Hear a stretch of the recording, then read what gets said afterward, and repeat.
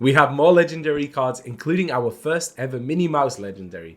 The Gantu redemption arc continues, and our theory about 4 dual ink cards per ink combination looks to be correct. Let's check it out. What's up, Illuminators? It's Charlie, Mattis, and Bolt here today to bring you more card reveals. There were so many to look at, so many exciting things, so let's waste absolutely no time and jump straight into it. Let's do it. So we're going to start off again with the dual ink cards, and we're going to kick it off with a card reveal by our friend Lorcana Tactics over on Instagram. So this is Tramp Street Smart Dog. He is an Amber Emerald dual type Glimmer, 7 cost inkable, 2/6 questing for 2, and he has 2 abilities. The first one, Now It's a Party. For each character you have in play, you pay 1 less to play this character. And House Pickings, when you play this character, you may draw a card for each other character you have in play, then choose and discard that many cards. So an interesting one. Obviously the 7 cost is quite a high cost, but if you're playing this in a hyper aggro deck, if you've been able to, play 3 characters across your first 2 turns, yeah, you could potentially get him down by turn 4, so then you have quite a decent character to be playing. But I think the fact that he has that second on-play ability is really where this card starts to shine a little bit, because obviously an issue you often have with hyper aggro decks is card draw. So this isn't necessarily card draw, this is draw discard, but you can at least prioritize cards that are going to help you with your curve, or kind of pick the answers you need to be able to close out the game. And I think it's important to say as well, it is a you may ability, but if you do trigger, you have to go all or nothing. Yeah. So if you have 5 character cards in play, and you will draw 5 cards, then you're going to have to discard 5 cards. Yeah. So be careful. You can only stop at 3 or stop at 2. It's 1 or nothing. You got to do everything. So I love this art so much. Yeah, I'm so happy we got Lady in the Tramp. It's cute to see both of them. It's one of those again, right? I suppose that's why it's half of her body, maybe. Yeah. So it gives more. Well, I suppose his body is also not full, right? But he is more prominent, I guess. But for me, this is a Lady in the Tramp card. It's not just Tramp, and that's amazing. Next up, we have an Amethyst Steel Dual Ink action. This is a 6 cost uninkable action. Exert all opposing characters whenever one of your characters banishes another character in a challenge this turn. Gain 2 law. It's a very, very interesting one, being able to, I think, really close the game with this card. You would set up a board. As anyone who has played against Amethyst Steel or plays Amethyst Steel will know, often you get into these kind of stalemate positions where neither player is exerting their characters. So this is an amazing way to break that stalemate, and then, yeah, pretty much close out the game if you've got a wide enough board. Combined, of course, with Calhoun, who gains 2 law when she banishes a character. Robin Hood, Champion of Sherwood, who gains 2 law already when he banishes a character. You could be gaining 4 law.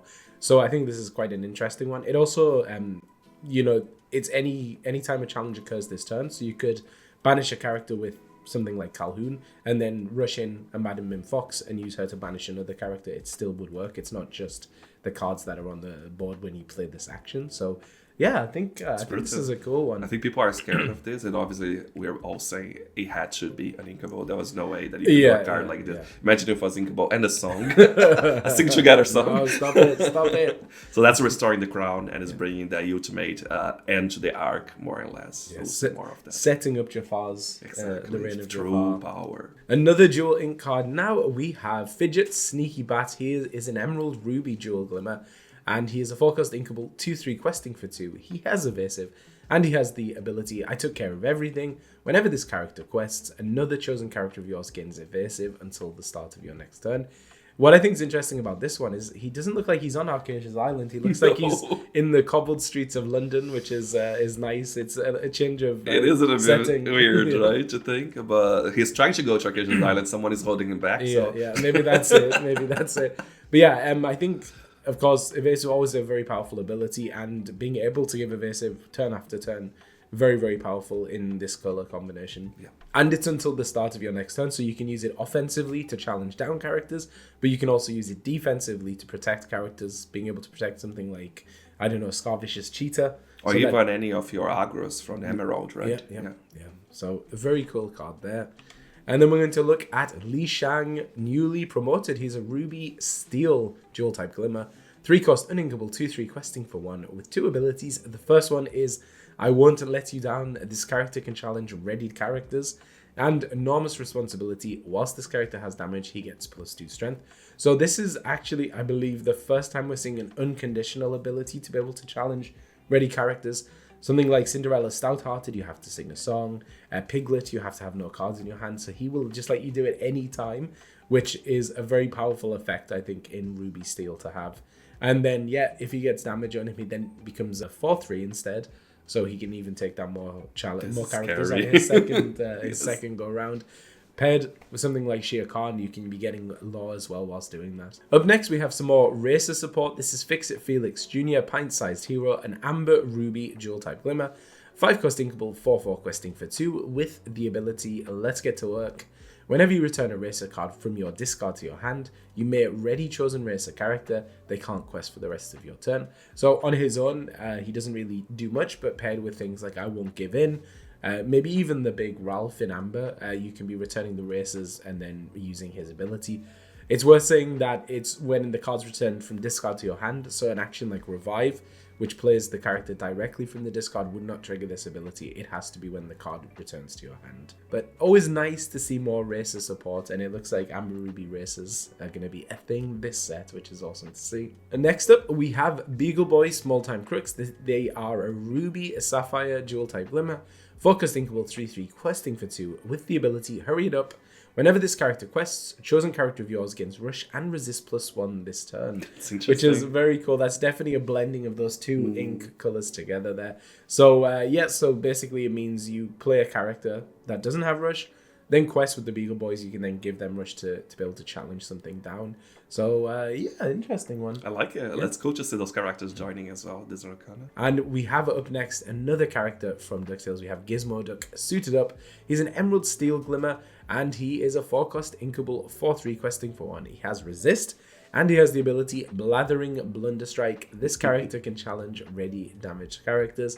So yeah, we know that Emerald Steel is a color that wants to be taking advantage of damage on opponent characters, and Gizmo Duck will then allow you to challenge them, which I think is actually a pretty. I think this nice card ability. is quite strong, to be honest.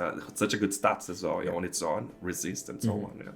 Yeah. The question is now: are we going to see Darkwing Duck this set? Oh come on! I don't know if it's this set. Do you have any legendary slots left to get in there? Maybe, I don't remember, but I think that I don't know if you know this, but there is a Twitter account. It is Darkwing Duck in Disney Lorcana yet, and every day they post no.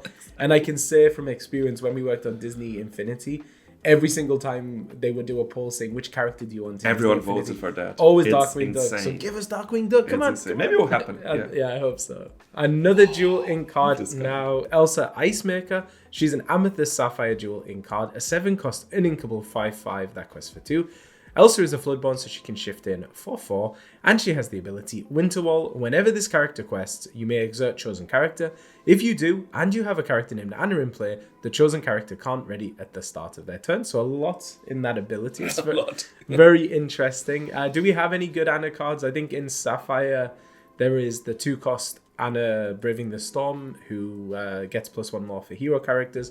There's also the 5-cost or the 4-cost Anna as well. The super rare. There's that classic super rare of the armor, right? So there are definitely some targets there. I think maybe if you're building like a deck more focused around Elsa and Anna and the characters from Frozen, it could be good. I don't know whether in a stock Blurple list at this point you would want to be running this Elsa over probably the Spirit of Winter 8-cost and Inkable Elsa, but it is interesting. At least she can do her ability turn after turn. It is cool. I like that as well. I wish, and I can't believe I'm saying that. I mean, it makes sense, but I wish it was just purple. So we could run that in the same deck with the Tekka that we're going to show later in this video as well. But obviously this being purple Sapphire or Amethyst Sapphire, we cannot combine with the other card. You'll see later what I'm talking about. And also in Amethyst Sapphire, we have Merlin, Clever Clairvoyant, 1-cost Inkable, 0/1 questing for 1, with the ability Prestidigitonium. Whenever this character quests, name a card, then reveal the top card of your deck. If it's the named card, put it into your inkwell face down and exert it. Otherwise, put it on the top of your deck. So actually a very, very interesting card there for Bluff. I actually really like it because there is nothing wrong as well if you get the name wrong of the card. Yeah. You are still seeing the card that is coming next, which is still very beneficial, right? It can be useful, yeah. So I like that. And then obviously there's ways to team up with the Merlin's Cottage, which is something we did in one of our team gameplay, and it was super fun. So I can get to see the card. I think a line that I could see is you play Merlin on 1. You do Sail the Azurite Sea on 2. With your extra ink, you play Merlin's Cottage. You then see the card, quest with Merlin, and then you can basically get 2/4 ink on turn 2. I said to Matheus, like, I really hope Sapphire doesn't get the ability to get to 4 ink on turn 2. And they did. It wasn't just Sapphire, it was Blurple got that ability. So I think that is very interesting. Obviously, it requires 3 cards to set it up. But as Matheus said, even if you don't have a part of the puzzle, you can still quest with Merlin. You'll still seeing the card. Yeah, and that's still great. Yeah. And I think it's also interesting as well because there are so many abilities in Sapphire that do things from the top of your deck. Like, I know it's not really played anymore, but 1 jump ahead. So this allows you to see, do I actually want to put that card into my inkwell? It gives you a little bit more information you maybe wouldn't have otherwise. So it's super cool, yeah. I am looking at that terrain, right? Because we did see Merlin seeing the future, right? A vision of the future many times and actually giving hints of what was to come in this Lorcana. There's a train. Do you think next set is steampunk? Is in the train mind, maybe. Maybe that's what Fable is all about. I don't know. Yeah, there's a lot of mechanical stuff there. It's very interesting. Another dual ink card. Now it's going to be an Amethyst Emerald. This is Kronk, laid back, 5 cost, uninkable, 4/4 questing for 2. He has Ward, and he also has the ability, I'm loving this. If an effect would cause you to discard one of your cards, don't discard. So very interesting. I think it's something people have been looking for a long time, is a card that counters discard. We've seen it before with Magicka Dispel Cruel Sorceress, but she was a 2/5 that could be banished quite easily with Brawls or many other spells. But Kronk having Ward and just giving his effect passively is meaning that it's going to be very difficult for your opponent to get him off the board potentially, especially in Emerald, which is discarding. It's a funny one though. It's the counterplay to discard is in the color that is primarily discard. So it is a weird one. I mean, but I think it's nice because oftentimes Amethyst Emerald will struggle into like heavy discard matches. So at least for that deck specifically, it gives them a little bit of counterplay. It does come down on turn 5, so maybe it's a little bit late. But actually, his stats are pretty good as it is. It's super cool, cool. And I think actually we've been seeing this pattern going on, right? With other dueling cards, we're seeing something you wanted to counter from a different color belonging to that color. Interesting, but still, it's valuing the deck combination, which is cool. Yeah. And Ward is always a very, very powerful ability. Very powerful. Next, we have Queen of Hearts, Unpredictable Bully. She is an Emerald Ruby Dual Ink Glimmer. 5 cost, uninkable, 2/6 questing for 2. She's Floodborn, so she can shift in at 3. With the ability, if I lose my temper, whenever another character is played, put a damage counter on them. Very, very, very interesting card. Basically shuts down aggro decks. If they're playing 1/1 characters, then as soon as they're played, they're going to be getting a damage counter put on them. This is you and your opponent. Very important to know. So it is potentially punishing you. Some things to say, this isn't dealing damage, so it makes very clear this is putting a damage counter on the character, so it does get around resist as well. And then, so in terms of synergy, we saw the King of Hearts. We talked about it in the previous video, where damaged characters cannot challenge. So this is a good way. Maybe if you pair these two together, they're both uninkable, unfortunately. But if you pair those two together, then basically anything your opponent plays, unless they're able to remove the damage somehow, will be unable to challenge. And then, of course, if you want to go a different approach other than the King of Hearts, or if you want to use all of them, we have another Emerald Ruby card that is the Mad Hatter. It's hard, right, remembering the color I don't remember the name. It's the Mad Hatter that looks amazing from the booster pack. And really eccentric. That's it. Yeah. But whenever a damaged character challenges another character, you may draw a card, right? Yes. Yeah. So again, there's so many synergies here. And obviously all within the same theme with Alice in the Wonderland or Alice in Wonderland. Very true, yes. So that's super cool. Super cool to see that. We just did an Alice in Wonderland themed deck, and I feel like we might have to do another one straight away. With the colors that we don't often play, which is again Emerald Sapphire, Emerald Ruby. Mm-hmm. Super cool. Love this art. I'm sorry. Alice Pizon did again. Yeah. Love this art. It's just mind-blowing. It's incredible. Another very incredible art as well. We have Mother Gothel Vein Sorceress. This is a Ruby Amethyst Dual Ink Glimmer. 3 cost, inkable, 1/4 questing for 1. With the ability, Now You've Upset Me. Whenever one of your characters challenges, you may move 1 damage counter from chosen character to chosen opposing character. So we're seeing a lot of cards this set. I think we're going to see some more. We've seen some already that are putting damage on characters and maybe taking advantage of that. So this is a nice little bit of counterplay with Mother Gothel, allowing you to remove some of that damage. If you have just played a character whilst the Queen of Hearts is out, you put a damage counter on a character, you can challenge and remove that damage straight away. So that's quite nice. I was telling Charlie when I first saw this card, she is a sorcerer I do know that she does have some level of sorcery in the story, right? But I didn't remember she had power. So I wonder, is this her releasing the power? Is she just defending Rapunzel with like from the power that someone she must is releasing? She has the sorcerer keyword. Yeah, so, but what is confusing is that she's a storyborn. So that's the part I'm trying to remember. And tell me on the description, because I'm afraid I don't remember. I'm sorry. Is she a sorcery to the level that she could be casting spells in the storyborn form?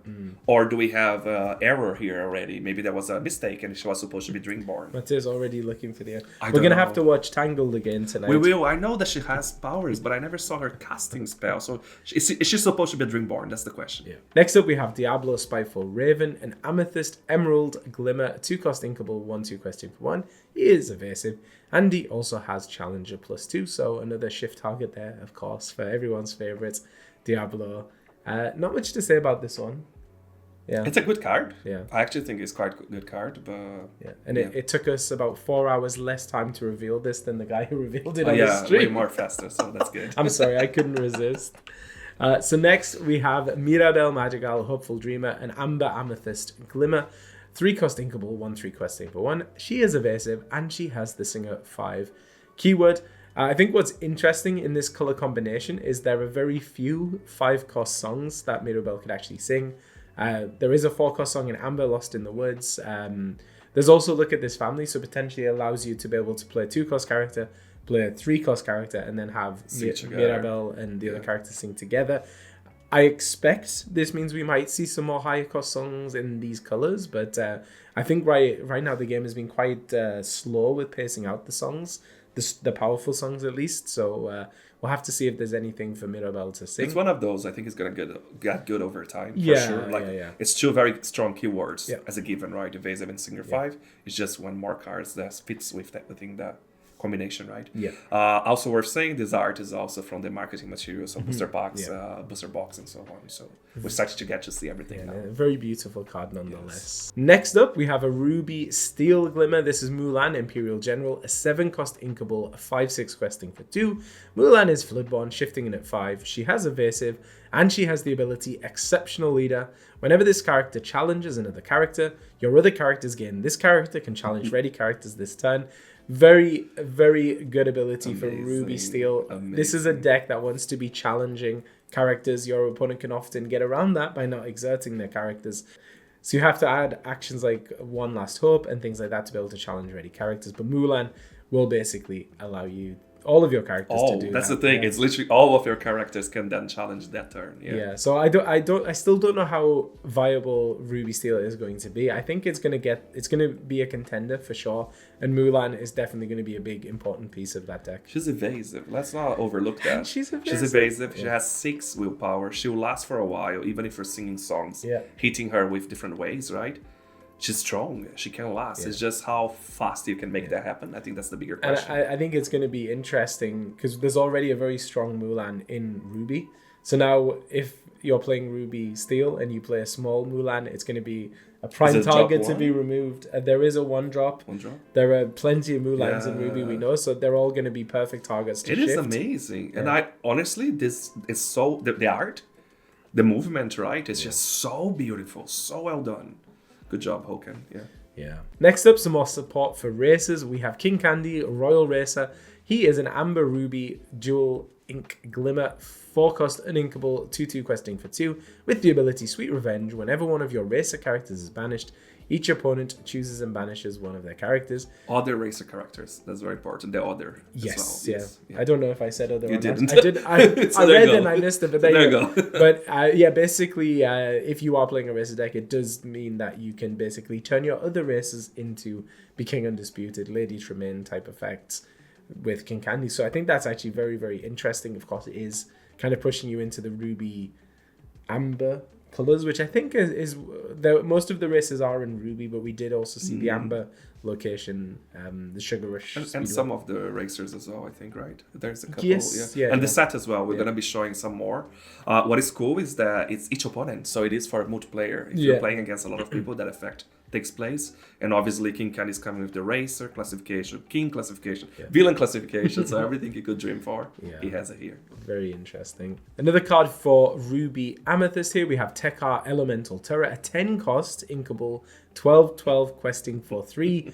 She is a Floodborn, thankfully, so you can shift her in at 7 with the ability Ancient Rage. During your turn, whenever an opposing character is exerted, banish them.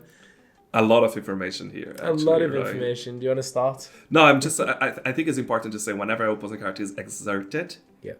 And that's during your turn. Exactly. So obviously, if you're going from someone's turn that had loads of character exerted to your turn, that effect's not taking place. It's during your turn, right? So you're gonna have to, in this color combination, well, potentially if you have elves, right, with you in your deck on the Amethyst side, to perform the freezes and the exerting. You can exert an exerted character. We talked about that the other day as well, even though it's just checking the second part of the ability. I actually think for this one, it will need the character to be ready to exert it. Do you think? I think so. I think it will actually be checking for the state of being exerted. The action of being exerted. So if I use in an exerted character, it wouldn't work. I don't think so. Yeah. Oh my god, we need to always check those things. These rules are so confusing. But I mean, honestly, I think this card is going to be impossible to make it happen. Impossible. So why? Well, there are no cheap Tekkas. Or good Tekkas. To be able to shift this on. I mean, I'm assuming we're going to be getting some. You can. I was going to say you can shift her on off, but you can't because she's in Ruby Amethyst. Yeah. Very expensive character. She is potentially going to stick to the board. Like 12 willpower is incredible, but you know, if you use something like a Lady Tremaine on her, if you use World's Greatest Criminal Mind, you can remove her that way. But as Matthias said, it is only during your turn, so you're probably not going to be able to use it the turn you play Tekka, just because you've used 7 ink or 10 ink to be able to play her. And then after that, you really have to set up the ability to banish the characters. Yeah. So I think it is going to be, unfortunately, a struggle for Tekka currently. Maybe one day she'll be more playable. It's my favorite Tekka so far. At least I can give that. Yeah. It's going to be really hard to play that. So next, over in Sapphire Steel, we have Maid Marian, Badminton Ace, a 4-cost inkable, 3/3 questing for 2. She has 2 abilities. The first one is Good Shot. During an opponent's turn, whenever one of your ally characters is damaged, deal 1 damage to chosen opposing character. And Fair Play, your character's name, Lady Cluck, gain resist +1. So finally, after 7 sets, we are seeing some support for the ally keyword. We know there are hundreds, literally hundreds, probably thousands of allies in the game at this point. So Maid Marian is almost always going to get some damage off her ability. And we just saw a new Lady Cluck in Sapphire that I think will do really well in a Sapphire Steel deck. So giving her some resist could actually be quite And she's nice. a bodyguard, right? And she's a bodyguard, So she can protect Maid She's a Marian while bodyguard Maid Marian is doing that. Yeah, and she comes in on 5. Exactly. So it's like it's the perfect combination. For the perfect art, I just can't believe she's playing badminton. It's just so good. Yeah.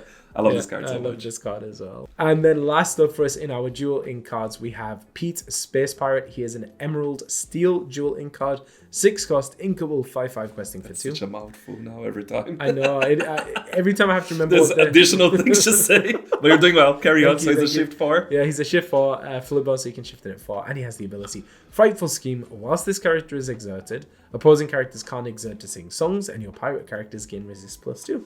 So kind of a little bit like Ursula, who we saw when she was on the board. In general, your characters couldn't sing songs, and Pete does a very similar thing. So he has to be exerted. He has to be exerted, I think a very interesting card. We have Pete already in Steel, who is an incredible card, but his ability is on play, so potentially you can play him, and then on the next turn you can shift in Pete's Space Pirate. And then you've got quite a strong 5/5 questing for 2. That is cool. With some nice utility, and I think Emerald Steel Pirates this set going to be quite good. One to watch. We're for seeing sure. more of Pete now, a good presence of Pete since the referee.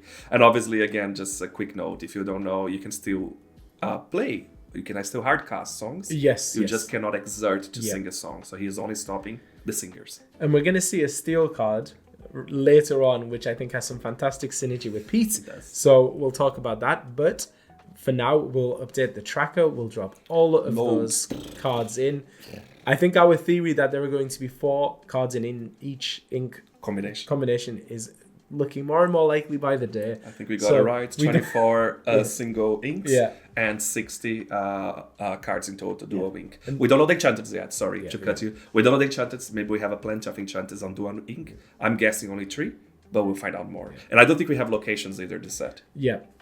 And the best news of all, we don't need to update the tracker. We don't need to change the layout of it. Yeah, perfect.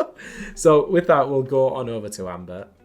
So kicking us off in Amber, we're starting off with the legendary card, the first Minnie Mouse Legendary in the game. This is Minnie Mouse Storyteller, a 2-cost uninkable 1/2, questing for 0. But she has 2 abilities. The first one is Gather Around. Whenever you play a character, this character gets +1 lore this turn. And just one more, whenever this character quests, chosen opposing character loses strength equal to this character's lore until the start of your next turn. So very, very interesting one here for Hyper Aggro. The first ability, of course, in a Hyper Aggro deck, you're going to be playing characters. On turn 3, I think your ideal play is 3 1-cost characters. Yeah. So then Minnie will be able to quest for 3. And then the secondary ability, I don't see it as much of as an offensive ability, more of a defensive ability. So you can reduce the strength of a character like a Calhoun, for instance, and then she won't be able to take out your characters. So I think actually that one could be quite a neat one as well. It is interesting because I do feel like at one point she loses all the purpose, because how many times you're gonna be playing those characters to justify her not having been a card that is just to lore at the start, right? Yeah. Because on the best form, it's just getting 3. So yes, I think that can happen early or later on is nothing. And she's an inkable, so how can you actually put her in a deck like Hyper Aggro with so many inkables? It is tricky, but it is very nice to see Minnie Mouse, and you'll see later on as well with Mickey Mouse, that finally I can see some play one way or another, because we've been getting those cards and you never see play. On the Legendary slot, I mean, obviously, because there is Minnie Mouse Surfer that is amazing and other ones, but nice to see, beautiful art, and excited to see her taking the Legendary slot. Yes. So we have Isabella Madrigal in the moment, a 5-cost uninkable 3/3 questing for 4, and she has the ability, I'm tired of perfect. Whenever one of your characters sings a song, that character can't be challenged until the start of your turn. And I will preface this by saying this card is in German. We have translated it ourselves. I've seen translations online that say this character can't be challenged, meaning Isabella. I'm not sure that would make sense because it says whenever. So, but I mean, maybe it's whenever, like turn after turn. But so our assumption based on the translation is that the character that sings a song is the one that cannot be challenged. Yes. So if she's the one to sing the song, then yes, so be it. But if it's someone else, that's our assumption. So take it with a pinch of salt. And if you're German, just tell us in the comments as well down below. Please. Because I think it is important, the distinction between those two abilities. It's huge. I think if she's giving like blanket protection to singers, it becomes a bit stronger. If it's just giving protection to her, then I think maybe it's less strong. But the problem I see with Isabella is, regardless, she has a 5-cost and inkable, which is quite a hefty cost. A 3/3, which means she is removed by quite a lot of removal in the game. So being able to quest for 4, I'm not sure she will often survive long enough. I think people just eliminate her as soon as they can, right? Just because she quests for so much as well. I think so. So we'll see what the ability actually is once it's translated. It would be nice, of course, if the translations were made available more quickly. But we'll do what we can. Yes. Next up in Amber, we have the Prince. He's a 2-cost uninkable 0/5 questing for 1 bodyguard. So the 0/5 is a new stat line, I think, in the 2-cost slot. It's very similar to what we saw with Sleepy Sluggish Knight. He was a 0/4 in steel, but he was a 2-cost inkable. I don't know. I mean, of course, if you're not running steel, maybe you would run the Prince, but I don't know. I feel like for the uninkable slot, I'm not sure a 0/5 is the best. He's quite good for Hyper Aggro though, right? Obviously, you're sacrificing the turn 2 because usually you don't want to. You have to be putting loads of 1 cost down. He does protect the Daisy Duck from Madam Mim Fox. It does, so, that's what I'm saying. So I can see, because a lot of times we do get defeated because of Madam Mim Fox. This one is going to hold a little bit that, so we'll see. But it's uninkable, that's the problem. Any more uninkable in the deck, it's hard. Yeah, absolutely. And look at that, so much to give. So next up we have So Much to Give, a 2-cost inkable song. Draw a card, chosen character gains bodyguards until the start of your next turn. So quite interesting one. It's like 2 costs to draw a card is reasonably good in Amber. It's almost Friends on the Other Side, but not. Being able to give a character bodyguard is actually quite a nice bit of utility. You can give that to something like, I don't know, Cinderella Stout-Hearted in a Steel Song deck, and it makes it quite an imposing thing to have to to get through, and it's always nice to have some more songs that draw cards. Imagine giving that to a Daisy as well. Again, going back to the hyper aggro. Because it's already stronger than all the other That's one true. drops. So That's protecting true. Maleficent, Leila's, and everything else.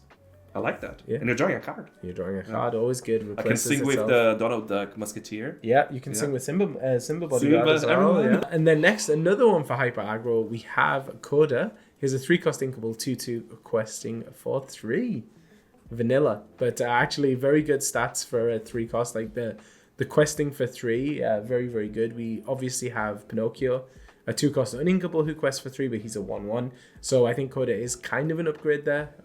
Of course, you can play less on a turn, but yeah, 2/2 with 3 lore and inkable. I mean, you can't really complain about that. Just ink it in a steel matchup and keep it in a ruby matchup. And then last up for is an amber, and as Matteo said, it is an amber racer. This is Candlehead dedicated racer, 2-cost inkable, 2/2 questing for 1 with the ability winning isn't everything. When this character is banished, you may remove up to 2 damage from chosen character. So we saw the new Aurora who readies when damage is removed, so maybe Candlehead could work in a deck with her, but I think unless you're doing a racer deck, maybe Candlehead is not going to be the 2-cost you want to be playing, really. And with that, let us update the tracker for Amber, so just dropping the cards in.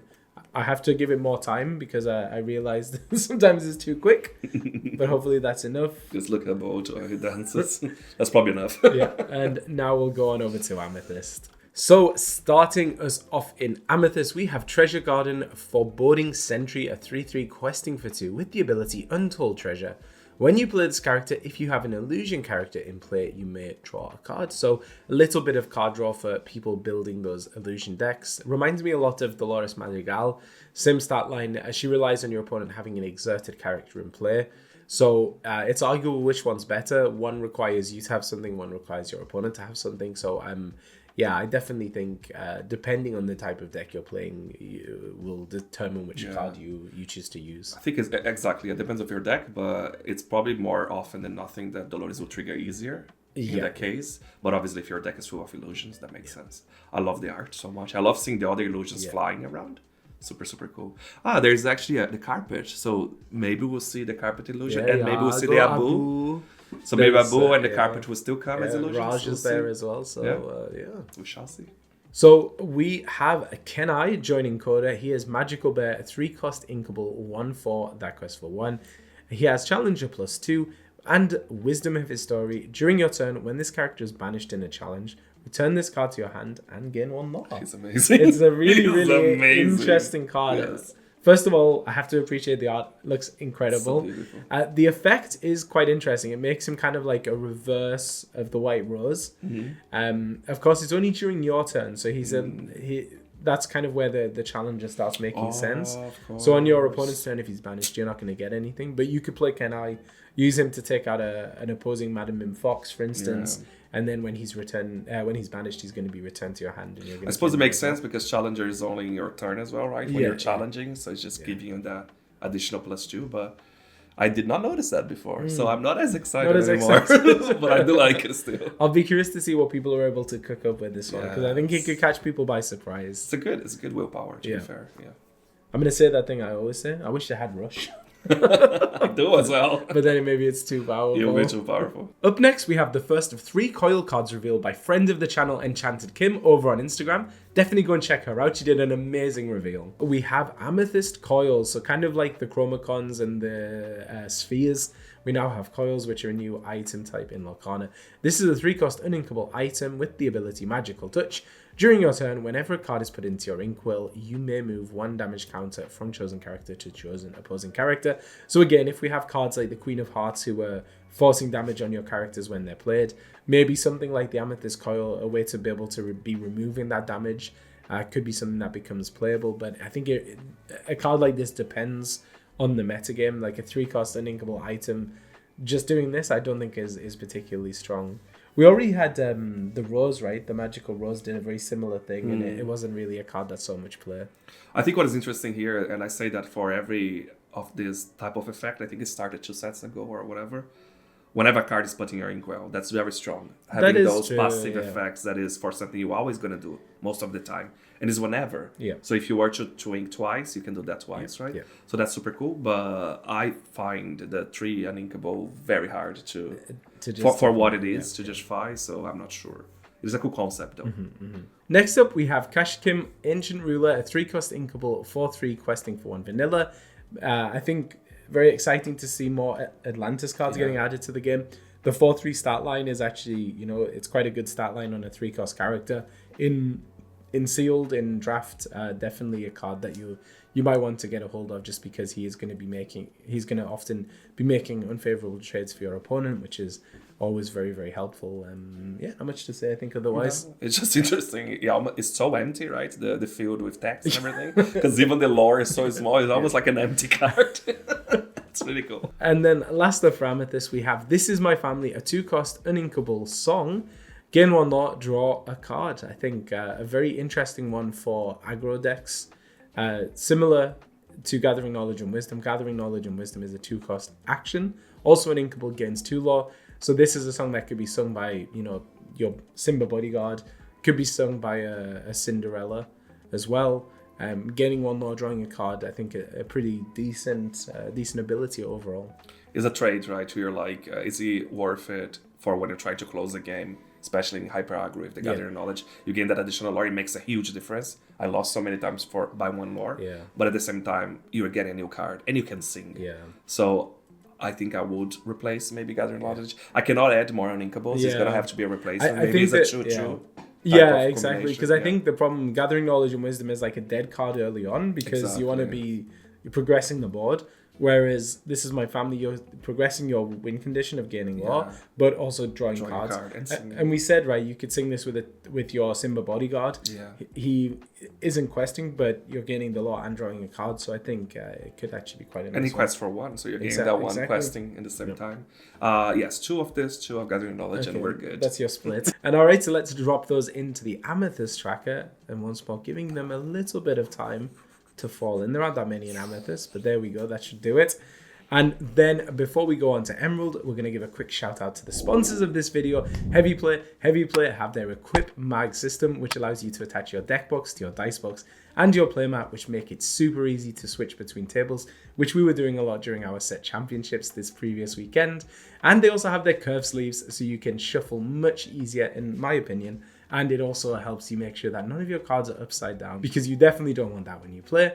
If you want to get your hands on Heavy Play products, you can go to their website, heavyplay.com, and use the discount code Inkborn10 at checkout to get 10% off your order. So yeah, you can get your hands on some awesome products, and it also helps us out here at the channel. So thanks once more to our sponsors, Heavy Play. And with that, we'll go on to Emerald. So we're going to start off Emerald with Lady Tremaine, Bitterly Jealous, a 6-cost uninkable 3/3 questing for 2, with the ability That's Quite Enough. Exert, return chosen damaged character to their player's hand, and then each opponent discards a card at random. Kind of a little bit like a conditional. We don't talk about Bruno, but we know with these exert effects on cards in Emerald, they often aren't strong enough to really justify the inclusion in a deck. She is a 6-cost uninkable. So, she not only do you need to get to 6 ink, you then need to play her and for her to survive a turn. To be honest, not being a Floodborn, I just really don't think this card is great. It's hard to make it work. Yeah. Because I even compare it to Helga Sinclair, the Floodborn, Femme Fatale. She has a similar ability as a removal effect, but hers is based on questing, so you don't need to sacrifice the law, and she deals 3 damage to a damaged character, which is often going to be enough to banish them anyway. So I just Helga's not a card I really sees play, and I just don't think Tremaine is going to either. It's a shame, because I love that card. Yeah, me too. The art is incredible. So we're going to look at one of Matis's favorite Disney characters. This is Donald, Spirited Pirate, a 2-cost uninkable 1/1 questing for 2 with the ability Action Duck, and I have the translation, I can't read the French fully. Whenever this character is challenged, you may return an action card that isn't a song from your discard to your hand. So we saw that the day before when we did the news video. A lot of these Emerald cards caring about actions that aren't songs, of course, because he's a pirate, very thematically. Fire the Cannons is probably a good pick to be getting back from your discard, but there are other ones. Hypnotize as well, so it has a little bit of utility there. It is when the character is challenged, so he could get picked off by an ability or by a steal. But yeah, I don't know, interesting one. Like at least he quests for 2.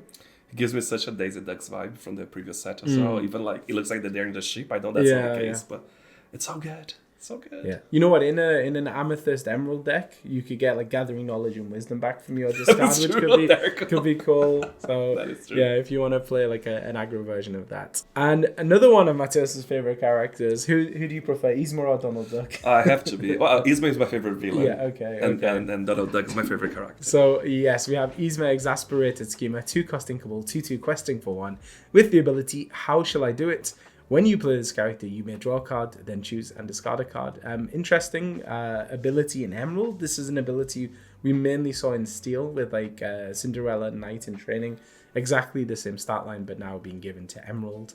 Someone on the Discord server said that if you pull the wrong lever, she turns into the cat. And the other one, she gives you the effect of the cat. That's true. Super cool. Yeah. Next, we have another one of the coils. This is the Emerald Coil, a 3-cost uninkable item with the ability Shimmering Wings. During your turn, whenever a card is put into your inkwell, chosen character gains evasive until the start of your next turn. I actually think this one could be good as a couple of copies. Giving evasive for a whole turn, we know is a super, super powerful ability to protect your characters, can protect a cursed merfolk. Could be used as well if you need to challenge down an evasive character like a Diablo or a Genie. So yeah, I think this one's quite interesting. It is 3-cost and inkable is the only downside, but I could see a couple of copies being in an Emerald deck. And if you're ever running the other item, right, that allows you to ink anything as well, the Inkcaster. Yeah, that's true. It's hard, I haven't been seeing much, No. but it could make it more relevant as well. And then last up for us in Emerald, it is a Treasure Planet card, which we're always happy to see, and it is Grunge, I believe is how it's pronounced. Cannon Expert, a 2-cost inkable 2/2 questing for 1 with the ability Rapid Fire. Whenever this character quests, you pay 1 less for the next action you play this turn. And he stood right next to it. He stood right next to the RLS Legacy Cannon. So I think Baboom is the perfect target for this. You'll be able to play Baboom for 1, basically making it an inkable Fire the Cannons. So that's quite interesting. Being able to play Fire the Cannons for free, also very interesting. So, and this one's not limited to just actions that aren't songs. How would you play for free? Because Fire the Cannons is a 1-cost. This would just okay, not the Baboom. Okay. No, Baboom would go down to Gotcha. 1. Fire the Cannons would go down to 0. And yeah, this doesn't care if the action's a song or not, so you could also play songs for cheaper. Okay. I'm gonna throw one of those questions No, that makes Matthias, the comments section go crazy. Say that I quest with this character, then I ready this character somehow, and I quest with this character. Do I have to do those actions individually, or could I plus them together? I don't think I can plus. You mean readying him with something like you came back? I guess that would be an action, so that wouldn't work. But readying him with like, I don't think there's anything that will let him ready that. Character? Is kind of character ready by questing? I don't think so. Okay, because otherwise you're using the action just by readying him, and that's a bit of cost. So my question was, does it pile it up? Theoretically, I think yes, it would. Because it goes out to the back. And then you make that choice. It's like I'm not sure because it says whenever this character quests, that's the moment you could pay. But it's like the lantern, right? So it's like when you exert this, you pay 1 less for the next character you play. Yes. If you exert 2 lanterns, then you pay 2 less for the next character. Okay. Because it kind of floats until you do the thing. That makes sense. So yeah. So there we go. Hope that clears. Well, you can tell us in the comment if we're wrong and be polite if you do so, because we're trying our best here. And okay, so that is it for Emerald. So we'll drop those into the tracker. Yeah, I do love that Donald Duck art. It's so cool. And we have Baloo, Old Iron Paws. He's a 6-cost, uninkable, 5/4, questing for 2 with the ability Fight Like a Bear. Your characters with 7 strength or more can't be dealt damage. And Baloo is a legendary. And is he a good legendary in Ruby? I'm not so sure. I'm just upset. Charlie has been hearing me complaining all the time. Why do we always get a bad legendary in red? It's like the Hades in the last set. It's not as bad, don't get me wrong. This is better than the last Hades. But still, and I'm sure that's the one we're going to be getting hundreds in our packs. It's like, come on, it's such a beautiful card. I love Baloo here. Why does it have to be so bad? Yeah, I struggled to see how exactly this card works. So it is there is a little bit of protection. There aren't that many 7 strength characters, but I think in a deck, if you combine with Lumiere Fiery Friend, then it can make like a Maui Demigod, a 7/5, so that would protect him from damage. But I think it is really going into a deck that cares about strength. So you would need things like Lumiere, maybe the Ratigan that gives strength to damaged characters. Perhaps that's going to be like a new archetype we see out of Ruby. He does, of course, protect Maui Halfshark, so it'll allow Maui Halfshark to keep challenging turn after turn without taking damage. What I think is interesting is it means that Maui Halfshark could take out something with a lot more strength than he has willpower, and he would still survive the challenge, which is something I don't think and we've it seen can yet. be dealt damage. That's another big part. We're not talking about can be challenge. We're saying dealt damage, even through on different sources. Yeah, if but the damage is dealt. Yeah, but moving damage, he will still be take because moving damage passes that. Yeah. So we'll see. I love the look of the card. I love the idea of the card. I think it would it would be broken if it was like 7 strength or 5 strength, but I think that would give it a little bit more playability. I think for me, I'll be honest, I'm not happy about the card, but I'll be honest, if it was inkable, it's already a big difference. Yeah, that's right. True. As simple as that. Just get a 6 inkable, and I can start accepting this. Yeah, because I think it requires a few different pieces to build a slot together, and if you are just unlucky in a game and you don't draw those pieces, then you're stuck with a card that has okay stats. And it makes me, I'm ranting, but it makes me upset because the card is so beautiful. Yeah. When a card is so beautiful and I cannot put it in my deck, it just makes me sad. Although, full disclosure, all of the cards are beautiful. And we're going to move on. Yes. Next up in Ruby, we have Cogsworth Climbing Clock, a 3-cost inkable 3/3 questing for 1, with the ability still useful while you have an item card in your discard. This character gets +2 strength. So actually a very good stat line if you are playing an item-based Ruby deck, so maybe Ruby Sapphire. Being able to get a 3/5 on 3 is pretty good. I don't know how meta that will be. I think Ruby Sapphire is a well-oiled machine and it has some other probably better tools it's getting this set, but still, I don't think you can overlook really a 5/3 That character. is strong. Yeah. And the likelihood of you having an item, even if you're not, if you're using the other items that gives you evasive and other things. In this deck. That's true. So it could be cool. Yeah. So the next card we have is We've Got Company, a 3-cost uninkable action. Ready all of your characters. They gain Reckless this turn. So a very interesting one actually, because this allows you to do something like quest with all your characters, then ready them, and then use them to challenge as well. So in a Ruby Steel deck where you want to be challenging, this could be a very good way of kind of eking out some extra lore. Imagine questing with a Calhoun, readying your Calhoun, and then being able to challenge with your Calhoun. Interesting one. Next up, we have Moana, Island Explorer, a 4-cost inkable 4/3 questing for 1. She is evasive, and she has the ability Adventurous Spirit. Whenever this character challenges another character, another chosen character of yours gets +3 strength this turn. So we've seen a few effects like this as well, kind of giving characters in Ruby some extra strength, this one based on challenging. It's a funny one with the fact that she's evasive, because often evasive characters you really want to be questing more than anything, but it does give you some counters to Genie, Wish Fulfilled, potentially some other cards you might want to challenge who are evasive. It gives her that utility there, and then the +3 strength. Of course, in a Ruby Steel deck, give the +3 strength to Calhoun. It's always Calhoun I want to give strength to, because you want to banish some characters. So there's uses there, but I don't know how playable she is. It's interesting because it's another chosen character, right? Yeah. So you're not giving to yourself, but imagine if you run 2 of her, and then you're giving to herself in the other version of herself, and then you give back to this one, and it's like an infinite loop. Yeah. It is interesting. It is interesting, but we'll see if she sees much play. And next we have Out of Order. This is a 7-cost inkable action. Banish chosen character. So for anyone who ever wanted an inkable Dragonfire, we have it. It costs 2 more just to banish a character. So this is a funny one for me. We saw Energy Blast, which was a 7-cost uninkable banish chosen character to draw a card. Didn't see any play. I don't think anyone thought it would see play, to be honest. This doesn't let you draw a card, but it is inkable. So maybe in Ruby Sapphire, you could use this. You're getting to your higher ranks later. Oh, sorry, you're getting to your higher ranks sooner. So being able to play a 7-cost action isn't like kind of out of the realm of possibility. But I really just think you would always play Maleficent Dragon. For 2 more, you get a body and banish a character. Me too, and it's a strong character. But I do think that, to be fair, Out of Order is better than Energy Blast. I think. Simply because even though you're not getting the card, it is inkable. It's inkable, yeah. I think so. It's never going to be a dead card in your hand. You can always just ink it. But I do absolutely love the art of this one. It's so cool. I love that you're seeing King Candy through the screen of the game. Cool. So that's amazing. So next up, we have Grandmother Far, Spirited Elder. She's a 2-cost inkable, 1/1 questing for 2, with the ability Very Lucky. Whenever this character quests, you may choose one of your characters to gain +2 strength for the rest of this turn. Similar to Moana, this one is questing rather than challenging. Yeah, of course that makes sense because she's got the 2 law, so you want to be questing with her. It allows you to quest with her and then potentially challenge with another character. The 1/1 stat line, though, I mean, she's probably not going to be sticking around for very long.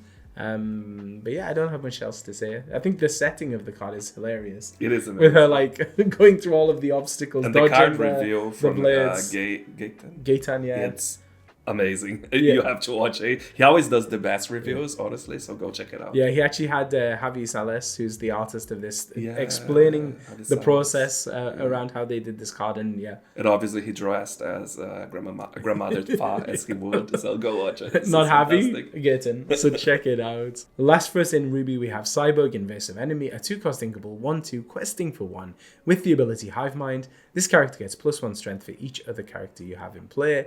A little bit of synergy with Flynn Rider Frenemy, giving he potentially could get some strength from a 1-cost character. I think the biggest issue with this is that it's a 2-cost, and if you're playing Flynn, you want to kind of be playing Flynn on 2.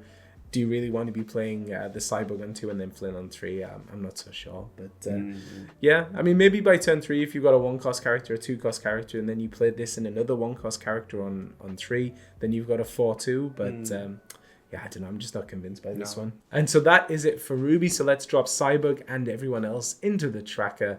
And Ruby, I don't know. Ruby is looking just okay so far this set. I'm not very happy with Ruby this set. Maybe it's time to stop playing Ruby Amethyst. No, I have stopped already. I was planning to go back. Maybe next set. Yes. But let's go and look at your favorite color, everyone's favorite color, Sapphire. So I'm sure it might not be everyone's favorite color, but it's Ravensburger's favorite color, and you'll see why. It's back-to-back strong cards that I don't get it. They don't need more support. But let's get started with the first one. Yeah. So up next for us in Sapphire, we have Honey Lemon, Chemistry Whiz, a 2-cost inkable 2/2 questing for 1 with the ability Pretty Greater. Whenever you play a Floodbone character, if you use Shift to play them, you remove up to 2 damage from chosen character. So first of all, I want to give a huge shout out to Lorcana Girl who revealed this card. You can find her over on Instagram and on Twitch, and she did a really, really great reveal. It's very fun. There were costume changes and everything. Chemistry and everything. She looked exactly like Honey Lemon. So, but this card, I think the card itself is just okay. Maybe if you're using her in kind of a specifically a healing build, maybe. But I think the removing damage from chosen character effect isn't particularly that strong. But it is making use of the shift, which is nice. It's always nice when it's actually paying off people. And that is literally tying back to the whole Baymax, the Universal Shift hero. So it makes sense with the whole package. Yes. Okay, so we have Dawson, a Puzzling Sleuth, a 1-cost uninkable 1/2 questing for 1 with the ability Be Sensible. Once during your turn, whenever a card is put into your inkwell, look at the top card of your deck. You may put it on either the top or the bottom of your deck. So more card filtering in Sapphire. This is similar. I think it could actually work with the Merlin card we saw in Blurple, because this allows you to have a look at that card and then potentially quest with Merlin afterwards to then ink it. But yeah, I mean, for a 1-cost character, I think it's a pretty nice ability being able to have a look. I mean, there are plenty of characters who have similar stats who don't do anything half as interesting. So it is so interesting because I'm looking now. They say once during your turn, but it's also saying whenever a card is put in your inkwell. Previously, I thought it was as many times, but it's only once. Why does it have to be that complex? So I think it's more like potentially you might choose not to do it the first time, but later on. Yeah, so it's like whenever it happens once. But only once. Yeah, exactly. Yeah. Okay, that feels a little bit more fair. When I read first, I thought it could be every time you were. No, exactly. But yeah, we'll see. I'm very happy to see Dawson in the game. Oh, it's amazing. It's only our second Dawson, so great to have him. And then another card from Atlantis, we have Kida, Creative Thinker, 4-cost inkable 3/3 questing for 1. She has Ward, and she has the ability Key to the Puzzle. Exert, look at the top 2 cards of your deck, put 1 into your inkwell face down and exert it, and the other on the top of your deck. More synergy with Merlin. It's interesting. There's a lot of effects this set that are allowing you to look at the top card of your deck. She's evasive, so she's probably going to survive at least long enough to be able to make use of her ability once. But yeah, I think that's actually quite a strong ability. And it's every time she exerts, right? Every turn after turn. And she's protected by ward, so it is scary. And yeah, it's worth saying here, this for me is like the perfect example of how a card with ward should be done, where Kida has to exert to be able to get her ability, and then it's kind of like is a pay for the benefit of the risk. It kind of it irks me, and I know I say this every set reveal. So that was good. You're learning. That's good. But we saw cards earlier, right? It's you don't need the character to be exerted to onward. But anyway, that's my mini rant over. I won't do it again until set 8. And up next, I think we have the contender for the cutest card of the set. This is Lucky Runt of the Litter, a 3-cost uninkable 1/3 that quests for 2. Our dogs are barking in the background. You probably knew we were talking about a dog. They are barking in the background. We'll carry on in our hand. Let's do this. And Lucky has the ability, follow my voice. Whenever this character quests, look at the top 2 cards of your deck. You may reveal any number of puppy character cards and put them in your hand. Put the rest on the bottom of your deck in any order. So in an Amber Sapphire puppy deck, definitely a great card for some additional card draw. It really does rely on you having a lot of puppies in your deck, unfortunately, and it is a 3-cost and inkable. But still, I think, a couple of copies of this is going to be super fun in a puppy deck, and I just want to play this card because it's so cute. It is. And next, we have a card that I'm honestly a little bit shocked got printed, but here we go, so let's talk about it. It's Sapphire Coil. This is a 2-cost inkable item with the ability Brilliant Shine. During your turn, whenever a card is put into your inkwell, you may give chosen character -2 strength this turn. So it's basically like an ice block on steroids. I think, again, this is just crazy. So I think when everyone saw the ice block, they were like, okay, that's a pretty normal item. It didn't scare anyone, and now I think it's probably one of the most feared items in the game. This is basically 2 ice blocks stuck together. It's inkable, so that means that in a deck running this, you can use those in inkable slots for something else. But it's the fact that every single time you put a card into your inkwell, you can be giving a character -2. Whereas an ice block, you had to exert to give -1. So what does that mean? It means that in a Ruby Sapphire deck paired with Sisu Empowered Sibling, you can now be putting characters much closer to range to be able to wipe them out. It stacks, so you ink twice, you can give 2 characters -2, you can give 1 character -4. You can put like a Cinderella Stout-Hearted into Sisu range. If you have 2 of these out and you ink twice, you can give 4 characters -2. So it of course synergizes with all of the Ruby cards that want to be removing characters with low strength. the brawls, even baby Sisus. Like this could put Robin Hood in baby Sisu range. It can put things in Medusa range. So very, very scary card that I know Ruby Sapphire players are going to be very excited about. It makes no sense. It's a better ice block that is inkable. It doesn't make sense. I don't understand. I actually don't understand how something like this can go through. But there we go. Something to look forward to. Let's just hope Ink Geyser pushes all of the Ruby Sapphire out of the meta, because I'm a little bit scared about this one. Okay, next card. Yeah, I think item removal might have to be in a lot of more decks. That's it. Yeah. So next we have Water Has Memory. This is a 1-cost and inkable action. Look at the top 4 cards of chosen player's deck. Put 1 of them onto the top of the deck and the rest on the bottom of the deck in any order. So this is an interesting one because you can of course use it on your own deck to filter the cards you need, but you can also use it on opponent decks so you can get rid of potential answers that they might have in their deck. But at the end of the day, an inkable action, it's always hard to find the slot. Next up, Atlantis getting a bit more love as well. We have Gaetan Molière, the Mole, a 3-cost inkable, 3/4 questing for 1 vanilla. In the same way as we said earlier, a 3/4 start line on a 3-cost character. Pretty decent, something I'm sure will be useful in limited sealed formats. But it's amazing to see more characters from Atlantis making into the game. And that is probably the longest we spoke about a vanilla card before. So good job, Gaetan. I think the character design on him is amazing. So good in the film, and it's great to see him get a card in Lorcana. Next, we have Baymax Charging Station. This is a 3-cost inkable item with the ability Energy Converter. Whenever you play a Floodborn character, if you use Shift to play them, you can draw a card. So very similar to the Emerald Hero we looked at in the previous video. It's doing something which is getting around the kind of card disadvantage that's created by playing a Floodborn character. Instead of, turning 2 characters into 1 character when you shift on top of it, this allows you to also draw a card. So I think it's actually quite a nice way to get around that inherent disadvantage of shifting. But 3-cost item... I think you really need to be playing a lot of Floodborns to really make this a viable card. And of course, it is only when they're shifted in when you play them. If you just play the Floodborn normally, it's not going to trigger the ability. They've learned their mistake from Bucky. Yes. It's actually rewarding you for using the shift mechanic. I think that goes hand to hand with the other universal shift card we saw with Baymax, obviously also in Sapphire. So it is very thematic. Yes. Next up in Sapphire, we have Monsieur Dak, Despicable Proprietor. He's a 1-cost inkable 1/2 questing for 1 with the ability I've come to collect. Whenever this character quests, you may banish chosen item of yours to draw a card. So if you ever wanted a cheaper version of Hiram Flavisham, here he is. I've not much to say about this one, but like you could definitely play him on 1, sell the Azerite on 2, play an item, quest with him, banish the item to draw a card, so you can get value out of him pretty early on in the game. Even without still the Azerite, you can still, play an item on 2 and then quest with him. So it gives you a little bit of card draw before you're able to get your Hiram online. Of course, he does only have 2 willpower, so he won't be surviving anywhere near as long as Hiram. But yeah, so an interesting one for the 1-cost slot in Sapphire. And if you're wondering, he is from Beauty and the Beast, because a lot of people forgot about Monsieur Dak. I think he's the owner of the asylum, right? Yes. Yeah. And then last but not least in Sapphire, we have Moana, Adventurer of Land and Sea, a 3-cost inkable 1/6 questing for 1. And if you're wondering where you've seen this Moana before, it's probably because you went to see Moana in the cinemas and she was the promo card. So we knew she was coming for set 7, and now we finally have her here. There she is. Yeah, 1/6 start line. She's going to stick around for a while, but not much else to say about her. So we'll drop those in for Sapphire.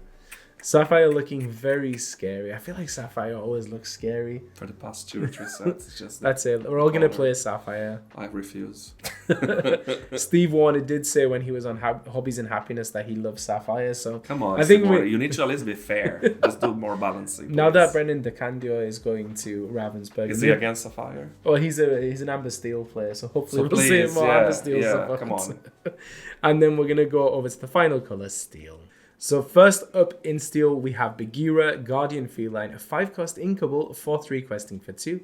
He is a bodyguard, and he has the ability, when this character is banished during an opponent's turn, it deals 2 damage to each opposing character, which is very, very, very interesting. Basically, a grab your swords on a character, so it does not only protect your characters, but it can also then take out some opponent threats as well. And obviously you have to be banished in the opponent's turn, so I think as with this character you're planning to quest until someone banishes exactly. you, and then you get the effect, and that's why he quests for 2. Yeah, but I think also the fact he's a bodyguard, right? You can play him and then of course, I forgot about that part. He can be banished straight away. That's a huge difference. Yeah, so I mean, of course, he does only have 3 willpower, so he's not going to stick around the longest, but he does have 4 strength, so often cases that whatever's challenging him is going to be banished as well, and then if they're not, he's going to do 2 damage to them as well. So then they will be gone, very likely. So even like a Maui Shark isn't going to survive if they challenge into this.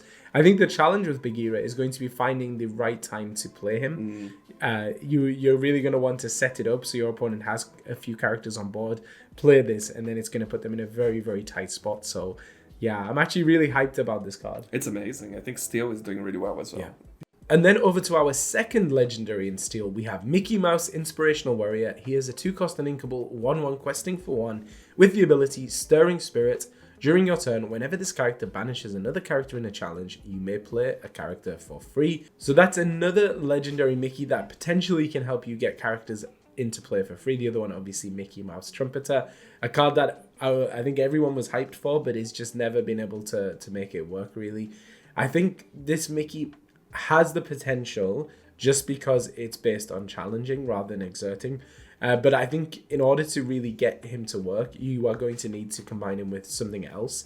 So I think the obvious one is maybe in a Ruby Steel deck, you can combine him with the Vitalosphere. You give him Rush and +2, so that's going to give him a little bit more damage. Especially in the early game, he could definitely take out a character. Mateus raised a really good point as well when we saw this card against a hyper aggro deck. Against a hyper aggro deck who is dropping like a 1/1 character, then Mickey is definitely going to be able to do it. But it depends if you run into a hyper aggro. Or even Curse Merfolk, he wouldn't die in that case or get banished. That's true. But you're doing a trade, but at that point, imagine at turn 3, you could already bring a card, your Cinderella Stout-Hearted or something. Yeah, very so early, it has there's a benefit. It has a lot of upside if you can pull it off. You can, of course, combine him with the Imperial Bow as well to give him a little bit more strength and That's evasive. true. I think the problem is it's kind of like you use him once and he's gone. I think that's it. Compared to the other Mickey who, in theory, you could use turn after I don't turn, think it's so- even fair talking about the other Mickey because it's not a good card. I think it's so hard to make it. This one I think you will, but it's probably a one use. Would you run 4 in your deck? Probably not because it's an Inkable. Yeah, but he is a 2-cost. Yeah. But I think there are so many matches like against a steel matchup, unless you're finding a way to put ward on him, maybe with an Alice Savvy Sailor, he just won't survive. So Exactly. I think that's always going to be the challenge. Super cool card. A lot of people are saying, how come he's not a knight as a classification? Yes, But he is a warrior. yes, His name is yes. Inspirational Warrior, so maybe a warrior is not a knight. So that's it. Yeah. It's very beautiful. Very cool, beautiful card, and I think at least in casual decks you might be able to have some fun it's with gonna be it, super fun. Yeah. And then another very interesting card in Steel, and the Gantu Redemption arc continues. This is Gantu, Experienced Enforcer, a 4-cost, uninkable 2/4 questing for 1. He has 2 abilities. The first one is Close All Channels. When you play this character, characters can't exert to sing songs until the start of your next turn. Your characters and your opponent's characters. And don't get any ideas. Each player pays 2 more to play actions or items whilst he's on the board. So what does that mean? Well, if you play him on turn 6, it blocks your opponent being able to play Be Prepared on the next turn. So a great way for Steel decks to kind of get a little bit of extra reach to be able to survive a little bit longer. The fact that characters can't sing songs is only a temporary thing, but I think it's enough disruption that it will allow you to really do some damage. Like if you're playing Pete on 3 and then Gantu on 4, that's really slowing your opponent down and removing some of their potential answers that they have. One important thing to say about the second ability, so that's only if you're playing actions or songs with ink. If a character sings, it doesn't affect the cost of that. So like Only for hard casting. exactly. So a Cinderella could still sing a 3-cost song. She isn't penalized in that way, but you would have to pay 5 to play that. But it's really good because it means that even if you play him and your opponent wants to brawl him, they now need to pay 5 to brawl him instead of the regular 3. And yeah, like I said, it gives you a turn extra before Be Prepared, or 2 turns extra if they're not able to deal with Gantu. There's a lot of things to say here, right? Again, each player, so again, he works for each player, so that's very important. He has the keyword captain, so he can help with your SMEs. Yes. Mr. Oh, SMEs as yeah, well, yeah. which is very good. And then finally, on closeout channels, I think it's important to call out that effect, that ability, is only when you play this character. So it's in that turn. Yeah. After that, there's no longer that, so don't get confused. It's only the second ability that remains as long as he's alive. But yeah, I think Gantu is a very strong card, and I think it's going to allow some of those Steel decks that maybe weren't as strong as they could have been to really creep up in the speed, in the strength. So we'll see if people are able to run a full play set of him. I think the 4-cost uninkable will probably mean he's more of like a 2 of or a 3 of. Alongside P2, you probably still keep as a 4 of in Steel decks. Yes, But yeah, great to see like an actually really, really good Gantu. The Gantu we saw in the previous set, great card. And this Gantu also very good as well. Next up in Steel, we have Mulan, Disguised Soldier. She is a 1-cost inkable, a 2/1 questing for 1, with the ability Where Do I Sign? When you play this character, you may draw a card, then choose and discard a card. So kind of inverse stats of the 1-cost Simba. Simba is a 1/2. Mulan is a 2/1, so she's likely to trade up more so than Simba was.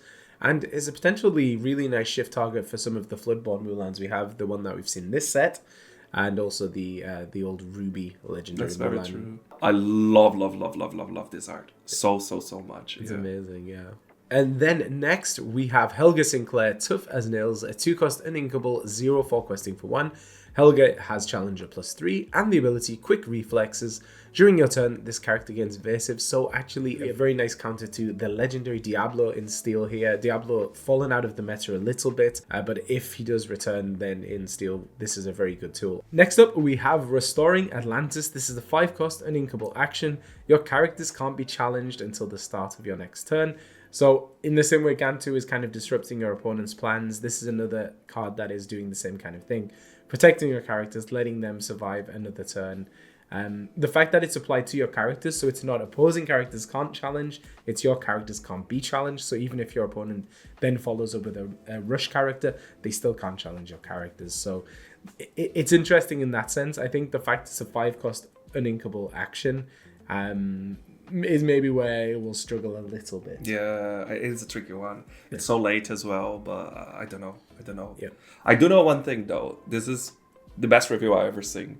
And Yes, I'm not just yeah, saying yeah. this. So Katie from the Lorekeepers did the review. Friend of the channel, Katie. Exactly. But the thing is, it's so in character. Charlie was saying, he made an observation that I actually agree. When you watch it, it feels like you are in one of those rides at Disney when they are like bringing you to the story and introducing the rules of the ride. She was full costume. She was with the book from Amethyst. So honestly, can we even put a clip on the screen? Can we play like a clip of the moment so you can see? You have to watch this. We'll link it for sure. It was so much effort and it's amazing. I just want to see Katie reviewing every single card from now on, honestly. Great job, Katie. We love you. Yeah. And every time we see this card, we will think of Katie. 100%. So 100%. that's the most important thing. And another fan favorite, we have Hey Rambling Rooster, a 1-cost inkable, a 2/2 questing for 1 vanilla. It wouldn't be a set of Lorcana without a Hey. Here he is. Probably the best arted one so far as well. I think he looks absolutely amazing. And then next we're going to see Mufasa, Respected King, a 4-cost inkable 4/4 questing for 1 vanilla. Not much to say about this one, but yeah. He does look like our dogs when they're stretching. Yeah, he does. I have that to say. Yeah, the jungle behind him is beautiful. Yes. Again, one of those traps on ARCHAZIA'S island to protect it and Mufasa there. So yeah, very cute card. And then next, we've got Miss Bianca, Unwavering Agent, a 6-cost inkable, 5/5 questing for 1, with the ability Have a Little Faith. If you have an ally character in play, you pay 2 ink less to play this character. So more ally support. Finally, I think we've been hoping for it for a while, and there we go. So it means that if you do have an ally in play, which again is quite an easy thing to do. Most cards, if they're not heroes, are allies. It means that you would be able to play Miss Bianca on turn 4, so then you have a 5/5 questing for 1 on turn 4. Quite good stats. And if you're not able to set it up, then you can always ink Miss Bianca, because I think you don't really want to be playing her for 6 ink, but for 4 ink, she does the job nicely. Yes. And talking about ally? Yep, and talking about backup for Miss Bianca, we have Orville, Albatross Air, a 3-cost inkable, 4/3 questing for 1, and he has the ability Welcome Aboard, folks. During your turn, while you have a character named Miss Bianca or Bernard in play, this character gains evasive. So even if it was a vanilla card, a 4/3 questing for 1, decent stats, but the fact that he gets that little bit of extra ability if you have Miss Bianca or Bernard in play, allows you to take out an opposing genie, allows you to take out Diablo, things like that. So a decent card if you're building, I think, one of those decks around those characters. Yeah, because it's never going to happen otherwise, I'll be honest. But if you're able to play him on 3 and then you'll be able to play Bianca on 4, he gets his ability straight away. And maybe because Bianca is a good card, then yes, it makes sense. You want to have her anyway. It's going to be a very cool theme deck for sure. Yeah, and that will do us for Steel. I'm excited, super excited to be able to do a Rescuers deck. So let's drop those cards in there. And that Steel is looking good. Yeah, I'm very excited as a Steel player primarily to be seeing a load of really cool cards. And that will do us today. As always, let us know down in the comments, what is your favorite card? I think there are so many to pick from. I'm going to go with this set, Gantu. I don't know if you have one. I cannot pronounce the name of the tiger. Bagheera. I think I'll go with Bagheera. And I don't even play Steel, but I love it. So those are great. If you enjoyed this video, be sure to hit the like button as it really helps us on the channel. And subscribe so that you are alerted when we release another one of these, which is probably going to be in a couple of days. There are so many reveals coming so quickly at the moment. So we'll give our hopefully semi-informed opinion on all of those. And of course, huge shout out to the sponsors of today's video, Heavy Play. Remember, you can see all of the details down in the description if you want to get your hands on some of those products, and use the code Inkborn10 at checkout to get 10% off. And another shout out, of course, to our YouTube members. We really appreciate your support on the channel. If you're interested in becoming a YouTube member, you can hit the join button down below to see all of the details. Did I forget anything? Discord. Check the link for our Discord server in the description of this video. Come join the Discord family. It's growing more and more. And this is the best time to join because it's review season. So we are always talking about in real time what we think about each card. And if you want to see the cards in real time, because that reminds me, you can also check out our Instagram. Matisse is always over there. It's this. I don't remember which side it's on. I think it's this. This side. side. It's this side because it's mirrored. Yeah. Okay. So yeah, Matisse is always over there updating the cards as soon as he can. He's happy to do it. It's super exciting. And you get to see who revealed, you get to see who is the artist, so we put all the credits there. So that's the place to go if you want to get that information as well. Yeah.